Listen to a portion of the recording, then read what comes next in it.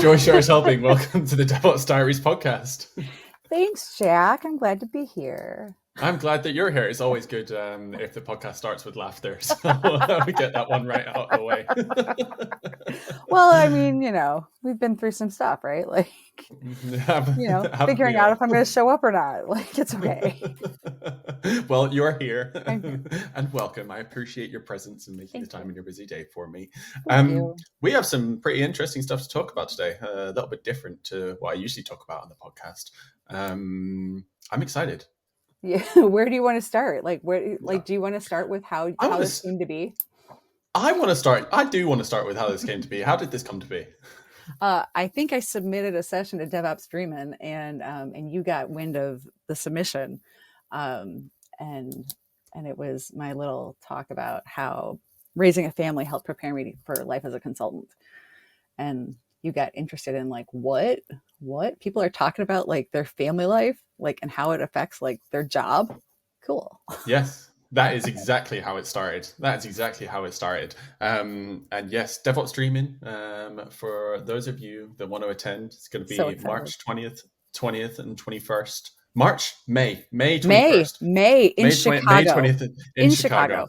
Chicago, your hometown, by the way. Yes, it's the hometown area.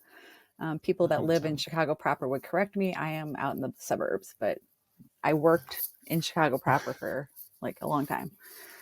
I commute there. It's okay. It's cool. You're Chicagoan. Chicagoan? Yep. Chicagoan. Yep. Chicagoan. Cool. Yes. Family and how it ties into consulting. Really interested about that experience, because something that we both share is that we are both parents, and our life experiences are intrinsically linked to how we operate professionally. For sure. And I'm really interested in this. What is your perspective on the topic in general? About my family and how they've affected how I work. Yeah. They've made it really challenging, but it's better now because they're older. Actually, there's a lot of things that I learned along the way. And I can see retrospectively, I kind of grew up as a parent and grew up as a better business person, like at the same time. For people who don't know this, it's so wild to say.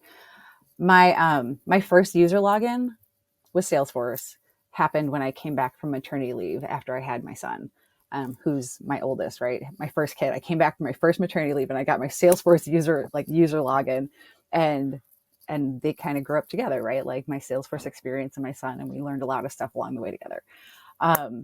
He's 20 now.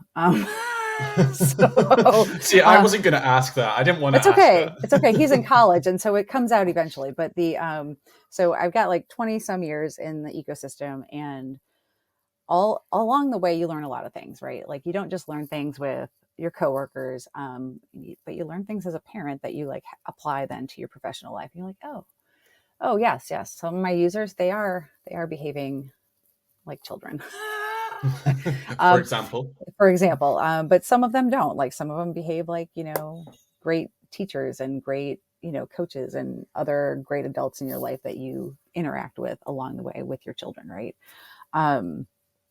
Some of the things I talk about in that talk is like your adaptability.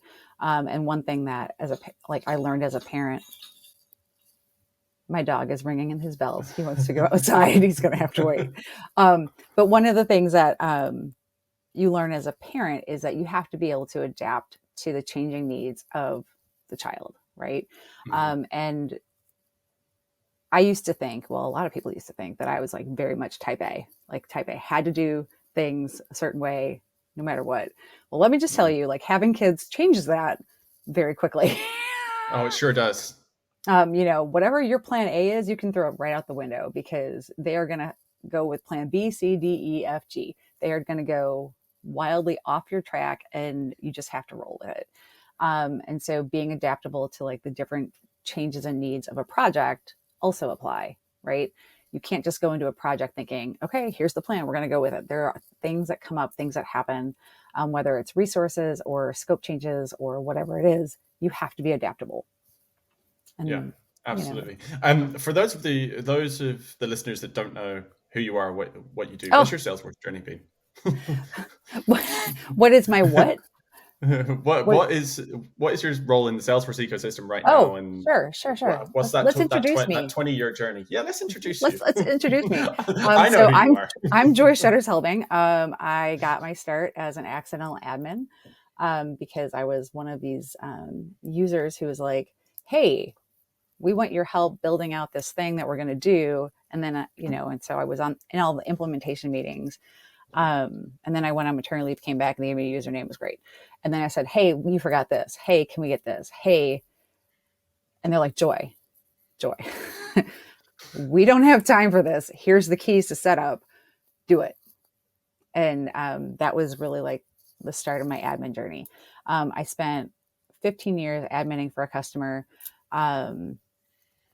These people are very like dear to my heart. I love, hearing from them. My green team is, love them. Spent a lot of time growing up with them. And then I went to work for another customer as an admin, as a solo admin. So I had folks that did not speak Salesforce around me. And it was really hard being a solo admin in an org by myself. But that was when I really like dove into the ecosystem because I needed more people to bounce my ideas off of, to make sure I wasn't missing something, to talk about ideas, to make sure that I wasn't imagining things that I thought Salesforce could do or that sort of thing. Oh, that just ties so nicely to the having kids thing as well. Oh yeah. Oh yeah. Sure. You were working in an organization that doesn't speak Salesforce. Young kids, they don't speak full stop. They They they communicate don't with you speak differently. human. They don't speak human sometimes. And then I spent some time as a consultant, went back to a customer, and now I'm back with a consultancy. But I'm a co-host of MVP Office Hours. I'm a co-leader of the Chicago Admin Community Group. I do some other stuff. I don't know, like I'm an MVP Hall of Fame. I've got one of those golden hoodies, and And you're everywhere. I You're everywhere. and apparently Jack thinks I'm everywhere. I just appear out of nowhere. But that, and my I have a lot of things going on, but Yeah. I don't have a career without Salesforce, and I don't have my network without the Salesforce Ohana. So I'm really, really grateful about everything the Salesforce Ohana has put together. The people in the Salesforce Ohana and the Salesforce ecosystem are different. They're not cutthroat. They're not competing with you. They are supporting you. They are sharing with you. It is a wildly different space, and it's really hard to explain to people who haven't been in the middle of it. And so I owe a lot of my success to the greater Ohana, if you will. And thanks, Mark Benioff, because I really like the tool. It's great. You know what? I don't think Mark has ever got a shout out on this podcast before. So, Mark Benioff, if you are listening, then thank you from everybody. I mean, this podcast wouldn't exist without you either. So, right? It's kind of wild. Like Parker and Mark, like without them, like I don't have the job I have today. And so there's that. But so that's who I am. That's my journey in a nutshell. And now I guess I can retire. No. Not quite. What will we with the amount of stuff that you've just told us that you do, we can't not have you. You can't retire. I'm not done yet. I'm not done. Oh, and I have a podcast, Jack. I have a podcast. You have a podcast too. Recently just started with another legend of the ecosystem, Mr. Mike Reynolds. Yeah. So there's that. That's my that's where I'm at right now. So amazing. What else do you want to go? Where else do you want to go with? Yeah. So adaptability as a new parent, but even as a parent of 20 years. Ongoing parenting. They change it up. Parenting. They do change it up. Soccer games or new school experiences, new life experiences. Yeah. All of a sudden they need new shoes, and you're like, what? And all of a sudden they have new friends, and you're like, what? And so it's like you get new stakeholders, you get new resources. It all is very, very much like this, like very interchangeable, like the way the parenting stuff goes and the way consulting goes. But there's more, right? It's not just adaptability, it's effective communication. And we touched on that. Like children have their own way of communicating with their parents. Same way stakeholders have a way of communicating with their resources. Like, they all have their own way. And so one of the key things with consulting is effective communication. It's just making sure that everyone's on the same page, everyone's moving towards the same goal, and that everyone communicates changes as they come along, right? Mm. You have your family calendar, you have your project calendar. It all ties. Is there one particular moment as a parent when it comes to communication or adaptability where that experience really taught you, okay, this was unexpected. I've needed to adapt my own ways of communicating or methodologies that you've been able to specifically apply? Yeah. Like Joy's calendar, no one else can see. So there is, and there is on my kitchen counter at my home, there is a spiral bound paper calendar on the counter. Like that's They still make this? I made it. I made it. You I made it. It was a notebook, and I literally like calendared out like the whole year, week by week. And so like the big stuff that comes up, it's there. Like the grocery list is there. Like the things we're working on, the projects we're working on, it's there. Like someone's out of town, it's there. Who's taking care of the dog because someone's out of town, it's there. All of the hiccups and all of the interruptions into the daily cadence are on the calendar. It's not the There you go. details. It's not like my workday calendar. That's different. Yeah. But if I'm the only one who sees the calendar, no one else knows what's going on. But when the whole family can see the calendar, we can all work together to make sure we move along smoothly. Kind of like a good project plan, maybe. Yeah, Uh-huh. it's exactly like The a good same. project plan. And, it's like your daily stand up, you talking about where everything is at any, point in the project. And you're like, okay, this is what we're doing today. This is what I did yesterday. This is what I need help with. It's all there. And your daily stand ups might be at the beginning of the day with, your job or your project. But like for me, it's at dinner time with my family, Mm-hmm. what went well, what didn't go well, what do you need help with? What are we doing tomorrow? Like, what did you do today? It's all, Like a retrospective as well. It all kind of A continual comes together. retrospective. Mm-hmm. What else? What other little tips of advice, or the biggest applicable topic area that you've Ooh, learned from parenting applies to consulting specifically? Because that's I'm the cheating. title of I'm your totally talk. cheating. And I'm looking at my outline that I have for that talk. And I'm like, I think there's two, and they kind of go together, right? It's prioritization and the leadership decision-making factor, right? And so that those all come together, right? Like what is the next most important thing, right? Or what is that like baseline thing that has to keep going consistently, like that we have to focus on.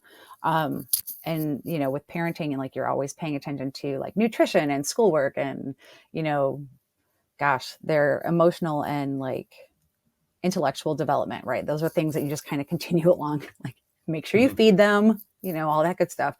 And then with project management, like what's the next priority? What is the most important thing? And who's going to be able to make that decision? Like, and making sure that that communication is very clear and very aligned with everyone that's working on the project. And so that we can all work together in the same vein, I Yeah. think that's really the thing. And then as a parent, I get to be the leader. So I get to make the Yeah. decisions. You're the boss. I mean, Which yeah, I'm one of which them. Yeah.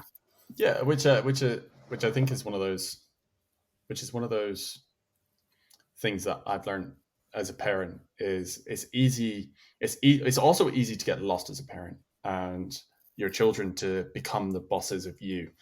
And I think that also is tangentially related to managing any software or technology or CRM. Like we can get big.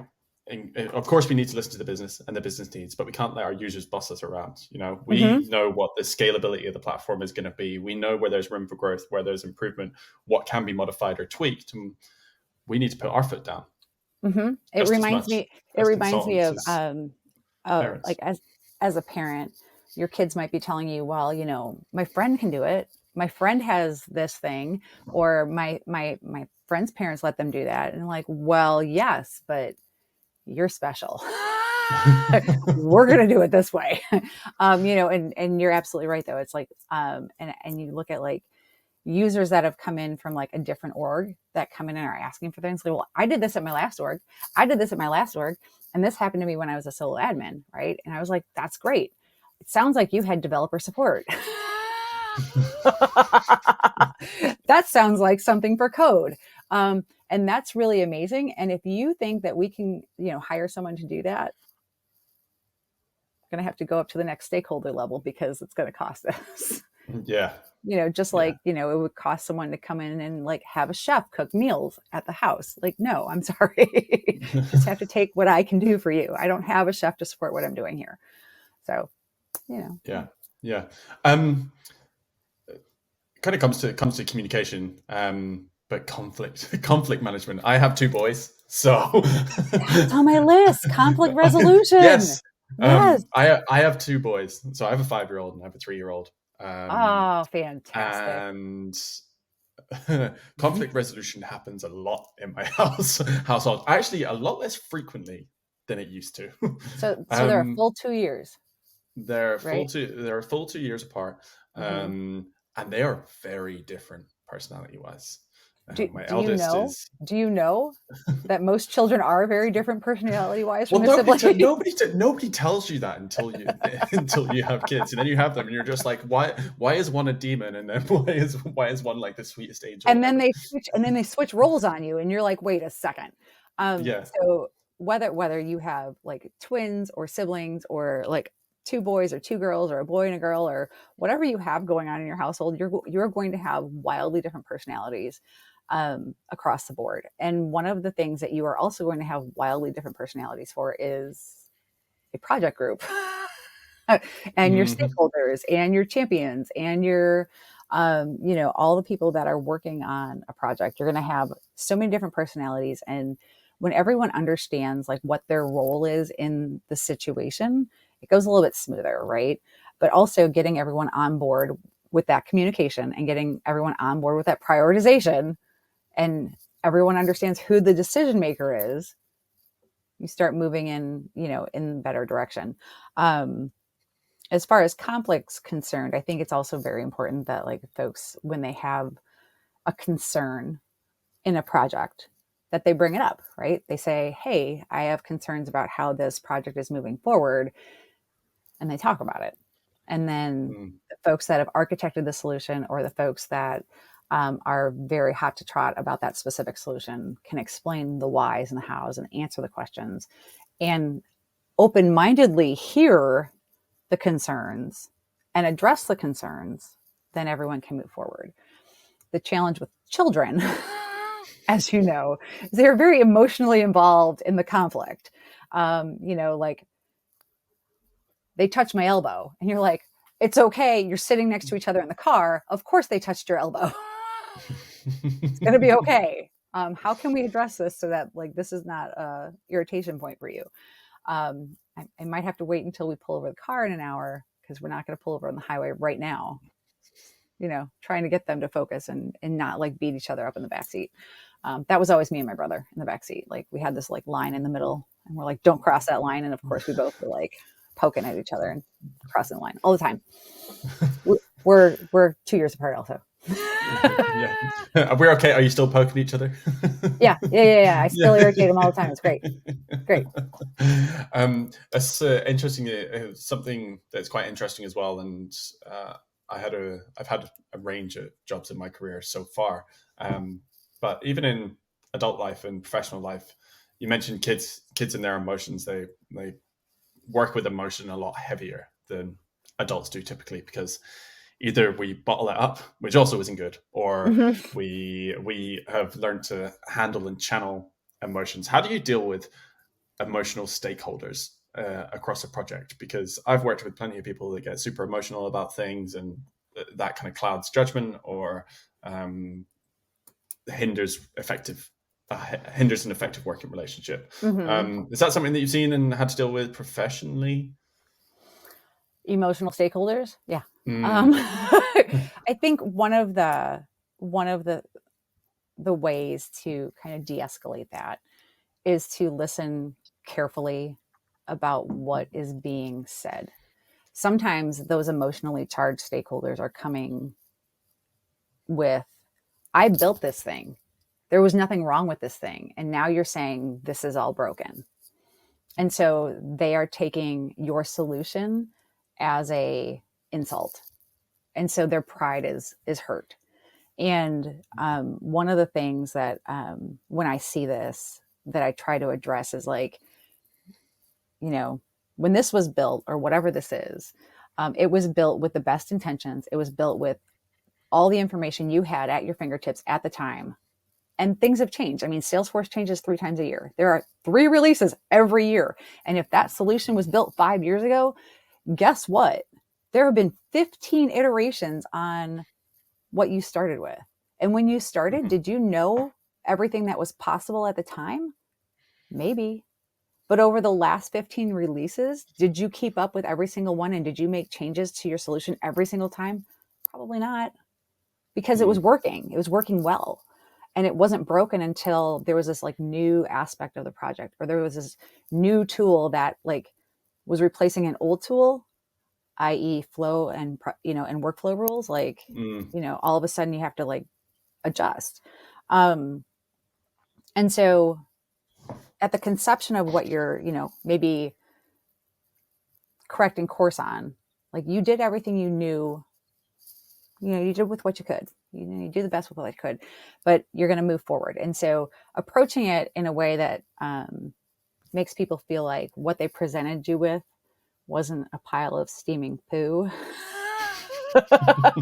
Really that's helps. An image. That's an image for a Friday afternoon. It's Friday afternoon for me right now. It really helps to be like this was really great 15 releases ago when you had first seen Salesforce for the first time. This was really great. This was an amazing like first stab at this thing. But now you have developers and you've got admins and you've got an architect and you've got a lot of people looking at this thing, and we want to make it better. We want to like improve upon it. And we want to make sure that this thing that you poured your heart and soul into can fly, right? You brought us a go-kart and you want a jet. So we have to evolve. And I think it's really important to be sensitive to that, because the folks that poured all of that energy into a tool that isn't working the way their stakeholders want it to work, it's hard. And so that's it's interesting. So I think back to my relationship with my kids and watching them play, and I think a really good analogy for me for this is Hot Wheels track. So I am very familiar with Hot Wheels, Jack. So I love Hot Wheels. So like having 2 boys is letting me relive my childhood a little bit. Lego, Hot Wheels, the whole shebang. But my eldest is really into the Hot Wheels, so he's got. But you get new additions, new packs, and he likes to build things that aren't necessarily what the pack is for, and then you add bits to it and all of that kind of stuff.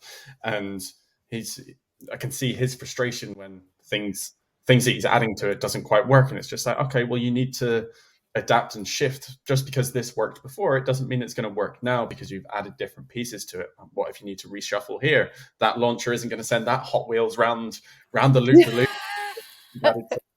It's not powerful enough. Like what all those kind of things. So I think just as you're talking and thinking about those kind of experiences, is if you're a parent and seeing that and you haven't done consulting yet, or you're only just getting your start in Salesforce, like that's a really great analogy for what we're talking about with the platform. Your example, you brought me a go-kart. I need a we go way back with Hot Wheels. Me and my brother still has bins of Hot Wheels.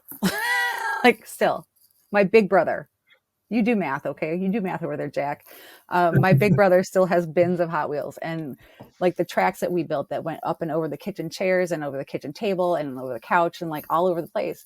And you just think about like how like they've got the tracks that the cars can crawl up the wall now, and so like it's amazing. It's amazing, and it's not just the loop-de-loo, it's not just the ramps, it's all the cool stuff and the evolution of it. Don't know how it works yet, so test it. Yeah, test it. See if it works. Yeah, looking at you, Copilot Studio. Oh yeah. Yeah. Well, I don't think we've got enough time for that conversation. No, I don't think we do. um, what else is in your wireframe there? What else have we got? So the last one that, I mean, team collaboration, that was all in there with the leadership and all that good stuff. But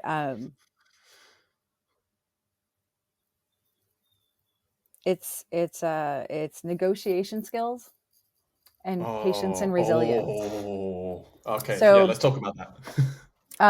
negotiation skills, right? So I mean, how many times have you like tried to convince a child, any child, to do something they are not really on board with? The example that I give in this talk is like when my daughter was very, very young, I like high chair, like sitting in the high chair still.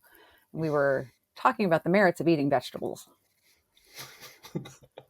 She was not on board with this. I had offered her carrots a number of times, and she promptly picked up a carrot and threw it at me and hit me square in the head, like one of these little baby carrots like comes flying at my head and like, Those experiences and stay with you. oh, they do, they do. The crazy thing is, like, just last night, yesterday was pie day, right? So we have chicken pot pie for dinner. It was delicious. I look at my daughter's plate, If you do say so yourself, the assuming carrots. that you cooked it. No, I didn't. I didn't cook. I cooked it. I didn't make it. Um, the carrots were still on her plate, and I was like, these carrots are never going to go away. She's never going to eat carrots ever, ever, ever. But I saw them last night and I was like, oh my God, if she throws one at me, I'm dying. But she did not. She did not. And I was like, well, she ate the peas. It's okay. Um, she's not 2 anymore. She's 16, but like she just like kind of bypasses the carrot. She's like, I don't really like the carrots. I'm like, that's okay. It's stuck with her. Yeah. But Because you get through like the negotiation bit, right? And trying to convince people and help them understand that you're trying to do what's best for them. You're not trying to like, bamboozle them. You're not trying to hoodwink them. You're not trying to like sneak something past them. You're trying to help them, right? And I think that as a consultant, when you're negotiating, and like I'm not on the like contract negotiation side of things, thank goodness, because Joy does not play poker. Joy's face gives away everything. But there's still negotiation that goes into project management and into consulting work, right? You're just trying to say, we really want what's best for the project. Like we're trying to move this forward. What do we need to do? Like, how do we negotiate? How do we barter? How do we convince? Right. And you have to do that all the time, right? Like, can we schedule this meeting 2 days from now instead of right now? Like, can we, like, it's always something. And with the kids, it's like, put your shoes on, put your shoes on, put your shoes on. If you put your shoes on, I'll do this for you. If you put your shoes on, I'll feed you this week. No, I'm kidding. But if you put your shoes on, like we'll go to school. We'll go. Yeah, yeah. I feed them. It's a thing. I go to the grocery store. It's great. But negotiation, I think is one of the other, like probably in the top 5 things that like parenting really helped me prepare for consulting. So yeah. If you eat these carrots and or vegetables, that means you will get a nicer thing for dessert than you would otherwise. Dessert is either going to be fruit or it's either going to be cake, and depending on how many vegetables you eat right now will dictate whether it's cake. You can go that route with it. There's candy bowls all over my house. Like it's available all the time, and it's not really special. So because it's always available, so it doesn't become this like. It's not a bartering chip at my house. Yeah. But what is the most? What's if you're looking at stakeholders like in a project or an end user? What are the biggest bargaining chips that you have at your disposal as a consultant on a project? Well, with end users, right, we're trying to make it as easy and as simple as possible, right? We want to like reduce their clicks. We want to reduce their headaches. We want to make it as simple as possible. One of the hardest things for me to hear is like, oh, it's so many clicks. And I'm like, maybe, but these are clicks. These are not shovelfuls of dirt that you are moving. These are clicks. I hear you. But okay, let's reduce your clicks. is really just like streamlining, and automation is really like the biggest thing that I can like provide to a user, to make things as consistent and as easy to do as possible. Right. And what does a user need to give you then to enable automation? Test the things, test all the things, please. Like when we give you UAT, just do the testing, please. Like actually do the testing. That's what they can give me. Like, Joy, can you do this for me? I'm like, yeah, of course I can. Can you test it well? That'd be great. It'd be great. It'd be great. Do the testing. Because, well, there's the things, but also one of my happiest moments is when the users like are using Salesforce and they're logging in and they're like, this makes my job better. This makes doing my job easier. I'm going to be able to do my job, faster. Oh my gosh, like this is so much better than it was. It's like the biggest like heart swell that I get. I'm like, oh, yes.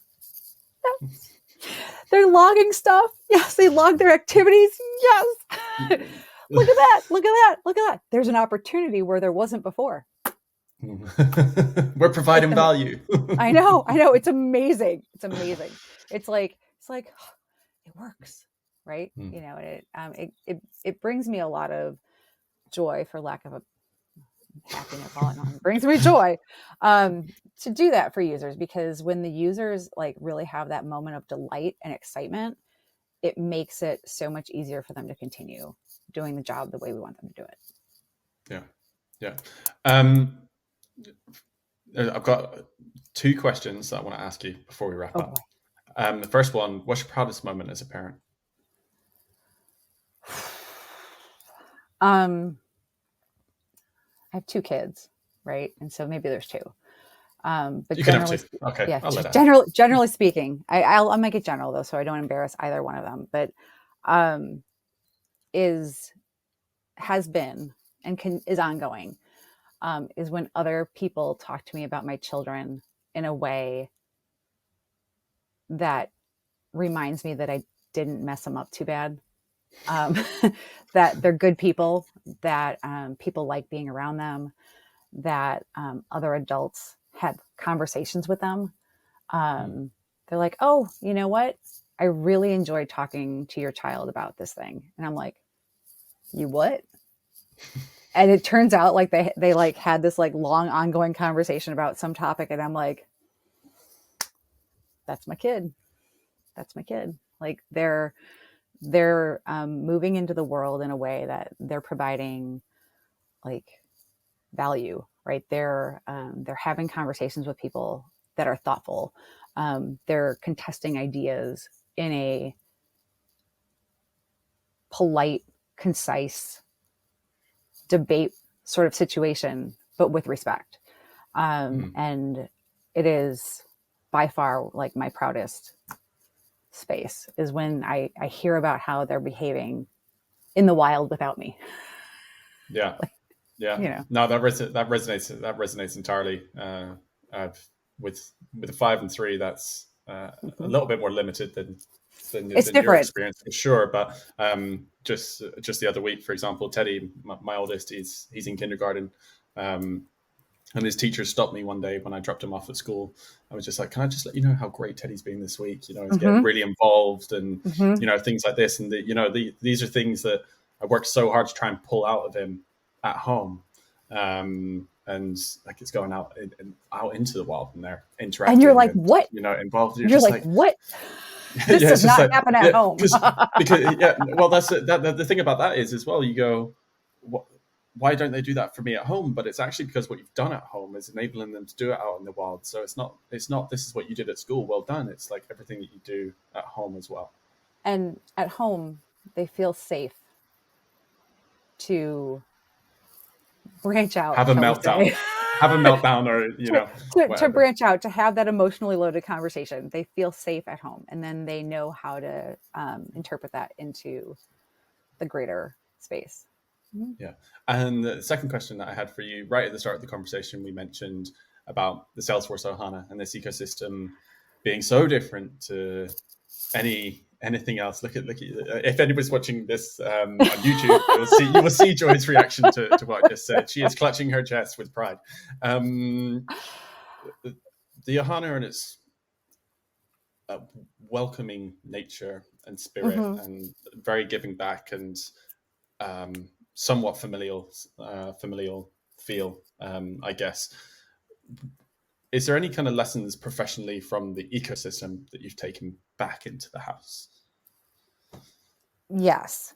Some of the things that the Ohana does, and that's obviously like supporting, sharing, connecting people, right? These are all things that we do in the Salesforce Ohana.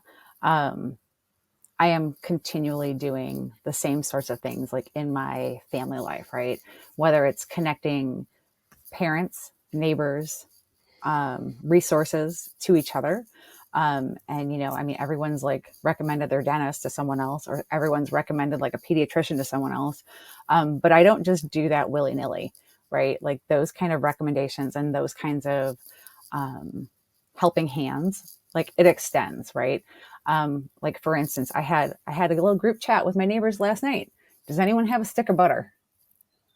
And I was like, I don't have a stick of butter, but if they don't, I'll send my kids to the store. I mean, it's like, I might not have the answer as someone like in the Ohana, but I bet I got someone who does in my back pocket. Like I know someone who can help you, or I know someone who can get you the resource that you need. That's one of the things about the Ohana that just blows everyone's mind. When in the past I've interviewed and they're like, oh, so if you don't know how to do something, what do you do? And I'm like, I got some friends. And they're really, really smart. And some of them are really smart about this thing. And some are really smart about this thing. And some of them are really smart about all the things. But they're like they're on my speed dial, and I'm going to call them up and I'm going to say, hey, I want to talk to you about this thing. I have a network of parents that I talk to like that also. And the more you support each other, the more you have. I have a village of friends, families, adults, coaches, teachers, administrators at the schools, that I am not shy about calling. I am not shy about asking for help. And I'm also very quick to help. So one of those things go back and forth. And, they say it takes a village to raise a family, Took right? the words out of my mouth. And it is 100% true. I am not the parent I am without the village of folks around me. And just like I am not the Salesforce professional that I am without the Ohana around me. It is so parallel. It's so parallel. So great. What a lovely note to end the podcast on. Yeah. And like the Salesforce Ohana just really warms my heart and makes me happy. And last week at TDX, I was wildly recharged, and it's good. It's good because I miss all the peeps. Yes.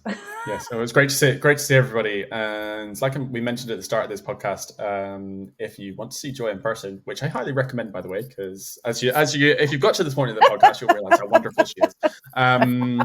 You can find Joy at DevOps Dream in Chicago. I will be there. The 20th and 21st of May, not March. In May, yes, in May. In Chicago, DevOpsDreaming.com if you want to go and get a ticket to that. All proceeds go to charity too, so you'll be doing a double good thing. You'll be learning for yourself, and you will be contributing to charity. So please do that. Joy, thank you so much. Thank you so much. I can't wait to see you again next. Oh my gosh. Yes, I will see you in May, and I will catch you online very soon. All right. Thanks, Jack. Thank you.